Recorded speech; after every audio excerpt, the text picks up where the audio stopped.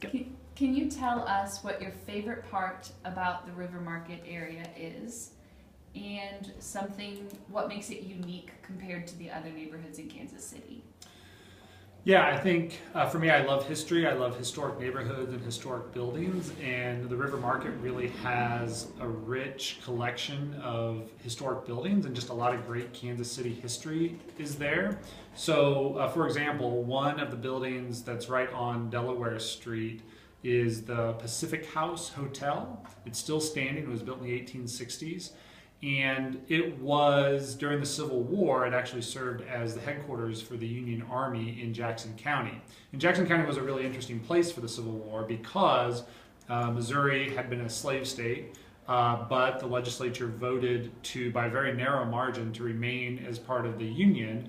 But there were a lot of Southern sympathizers in the state of Missouri. And so there was a lot of fighting within the state.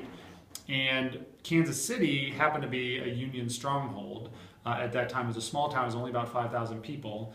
And so there was, as I understand it, the mayor of Kansas City actually put a call into Leavenworth to send troops down to occupy the town because he was afraid that the town was going to be overrun by Confederate sympathizers. And so they actually invited an occupation of the town, and it was in that building then where that Union Army was headquartered. And so I just think that's, for me, walking around there and knowing the history and knowing what types of events and just how much has happened there is really exciting. But I also just love going to the market. I think my favorite place and time in Kansas City is on Saturday mornings in the River Market, and just all the vendors and all the activity.